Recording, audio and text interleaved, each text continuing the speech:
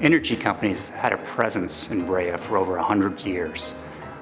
They weren't the first to find oil. In fact, in this area, going back to the 18th century, Spanish explorers noted in their journals and diaries the presence of asphalt seeps on the southern flanks of the Puente Hills. Into the next century, farmers and ranchers routinely went up to the asphalt seeps to gather asphalt for use as a fuel or in their own roofing. But it was around 1866 we have our earliest record of a well being drilled in Tonner Canyon. Now, I don't think much came of that well. It was a dry well, probably. And then around the 1880s to the mid-1890s, you start seeing more drilling going on in the canyons, in the Puente Hills, and the slopes. And around 1892, the Chandler Oil Company makes it a fairly significant strike.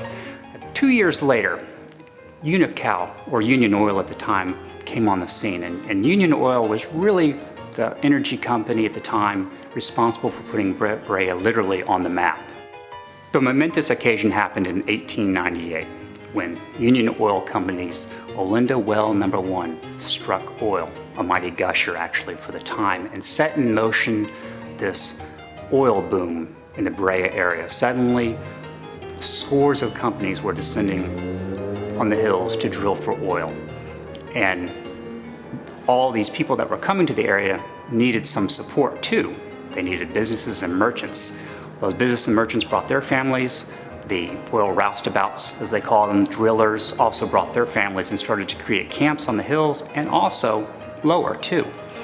That's where you get this creation of this town. By 1911, there's enough of this supporting structure to merit founding a town.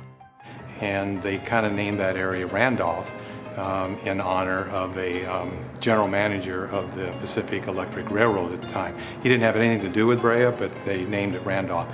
It didn't really take off. They didn't have a lot of water or anything. But then later, they resubmitted under the name of Brea. And then they built some homes and a church and then some schools. And Brea started growing right around 1915, right in that era. One Union Oil employee wrote in a journal once that Brea was the biggest little town in the state. It had enough civic pride to fill a town 10 times its size. He went on to write that cooperation, camaraderie, good sense, and enthusiasm were the forces that blended the public citizens here into a compact fellowship. But baseball was certainly a big part of Brea history early on. A lot of the oil camps took great pride in their baseball team, and Olinda was no exception.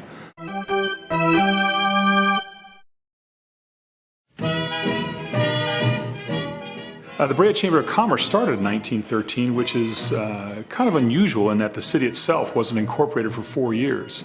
One small reason is, to incorporate back then, a city needed 500 residents. Businesses had begun to form, but the residents had yet to come to town. So the chamber got its start, local people got together, and a booming town began. Boost Brea was one of the initial themes of the chamber, and like any chamber today, the idea was to grow business. And Boost Brea took on many forms, including in 1925, the Chamber of Commerce putting together an award-winning exhibit at the Valencia Orange Show. Well, early Brea government started actually in 1917 when they had their first election.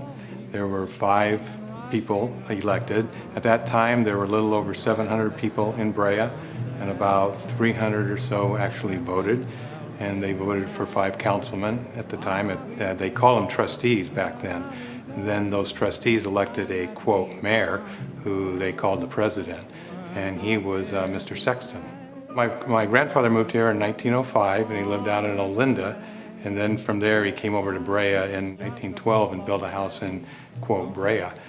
He was on the first city council. He was actually appointed. He wasn't elected to the very first council, but one of the council members resigned after 2 months. So my grandfather was appointed, and then he ran after that, and he was on the council for 21 years.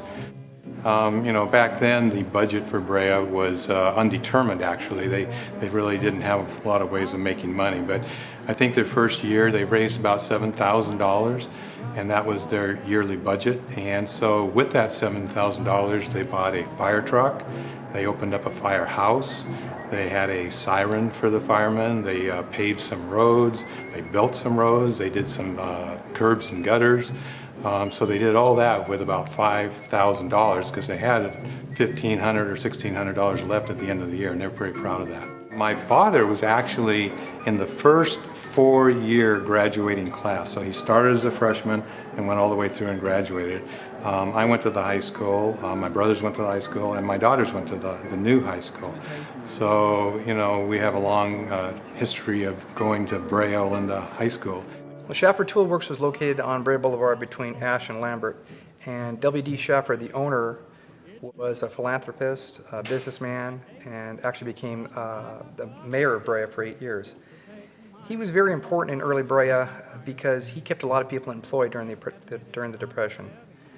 My grandfather actually worked for him for a while as well.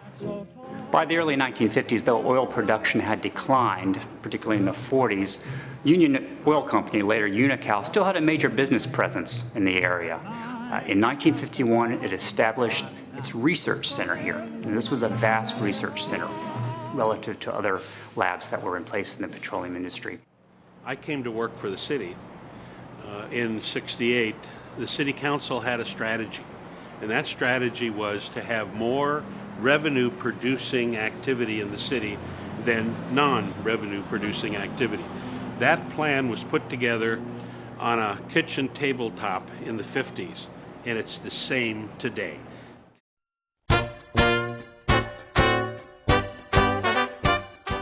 Brea Electric's the oldest business in the whole town of Brea.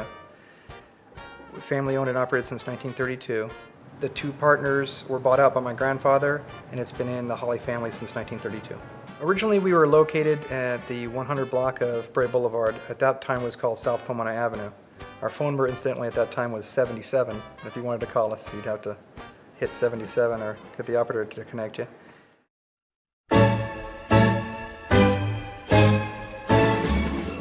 It was in August of 1968, and I came for my interview, and the city council asked the nicey questions, and the big question was, if we hire you, can you bring us a regional mall?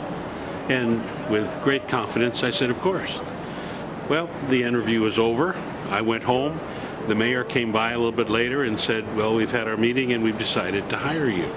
The next day, I called a friend of mine that works for Sears and said, is there some kind of a checklist or something that you can get that would tell you what a regional mall looks for? And he said, let me put you in touch with a guy that's the head of real estate for Sears. And at the time the Brea Mall was built, it was built by a subsidiary of Sears Roebuck, the largest retailer in the world at the time. If you were to look back on the property behind me in 1968, it was a grassy field. In the time frame we're talking about, Brea was a pretty small town. We're talking 14,000, 15,000 people. And this development behind us today needed huge amounts of infrastructure. That's water, sewers, storm drains, curbs, gutters, sidewalks, regrading the entire parcel, all of that. And Brea had never taken on a project of that scale or that economic enormity before. So that was a huge, huge issue. And notwithstanding all the problems of convincing someone they ought to build it here. What was the impact of the Brea Mall? Probably one of the top 2 or 3 regional malls in Southern California, and still is a very dominant regional retail outlet. The Sears store had to change its entire stocking philosophy after they opened because it wasn't high enough. Similarly, so today it's very difficult for anybody to compete with Brea in terms of retail, in terms of financial office space, and of course the housing has come along, but it's managed to fit into this economic strategy. When I was growing up in the 50s and the early 60s, One of my fondest memories is walking down Brea Boulevard with my father and all the streets and going into the shops, and we would know everybody, and you'd see people on the boardwalk and say hi, and we would talk for hours, or my father would for hours, about what's happening in Brea. Everybody remembers Sam's Place. Sam's Place started off as a bakery, and then it went from there and became a local bar and hangout for a long, long time, and it had quite a reputation. I won't go into that. The Red Lantern Theater was Brea's first theater, and unlike any theater around, the feel was of old ancient china, and they used the finest quality materials to build the building. Maple seats, leather recliners, the best motion picture quality sound system and projection equipment you can buy at that time.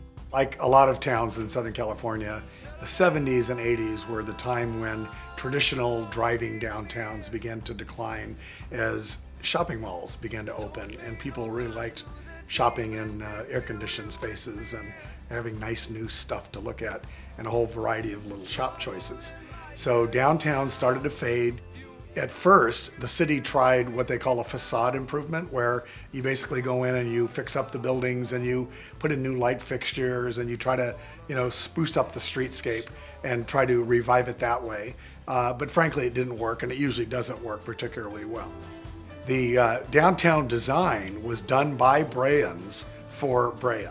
The idea was that, look, Brea's got this very vibrant shopping mall, the Brea Mall. They've got a lot of traffic and other impacts associated with that shopping mall. We wanted to develop a downtown that was giving something back to the community, the people who live here. One of the things we've learned about running a downtown is that it is a living, breathing beast. And you don't just build it and walk away and it takes care of itself. We learned that the Brea Boulevard frontage is screaming for restaurants and good restaurants, so we changed the rules and we allowed that to happen, and it did. We also had to learn that, kind of like Disneyland, they're always working on it and they're always improving it, and you don't even see what they're doing because they're doing it in little bits. Shortly after we opened the downtown, we began receiving some really cool recognition from professional groups and associations who recognized that we had done something special. We frequently host visitors from other cities wanting to know what Brea did right, and we're of course very proud to show them. And by the way, one of the most important lessons we tell people who are thinking of doing something like this is you never stop building it. You might finish construction, but you never stop building it, and to do that would be a big disservice to the success of your downtown. The development of downtown Brea right now is phenomenal. It's next to none. Next to the Brea Mall, it's the biggest thing that's happened to Brea in the last 40 years. The best part about that is that you can go downtown Brea and meet new people from different areas, or sometimes run into old friends from high school. And I find it really refreshing because today I do the same thing with my daughters, but it's on Birch Street, and that's now our downtown. And it's kind of funny because back then the population of Brea was about maybe 6,000 people, maybe 8,000. And today, obviously, it's a much larger, 42,000. But it's the same feeling. You still walk downtown, you still see people that you know, you still talk to the restaurants owners and the shop owners. And that's probably my favorite memory of growing up in Brea, and one of the neatest things that Brea has retained throughout the years. Back in the late 20s or early 30s, there was a very iconic metal grid sign that went across Brea Boulevard that said, "Brea welcomes you." And that was a landmark in here in the city for many, many years. And it was really small compared to the new Brea Boulevard, so there was no way it could be used again over a street. It just lost itself in the scale. But we did take the sign down, and we retrieved that center section that says Brea welcomes you, and we modified it in a couple of meaningful ways. Number one, we electrified it and added some neon to make it a little brighter. Number two, we added the word Brea downtown welcomes you. And then we put it on a pole and made it spin slowly while it lit up at night. And to this day, it's on the corner of Brea Boulevard and Birch Street in front of Theater Number 1. And it is the actual sign from the one that used to go over Brea Boulevard in downtown Brea.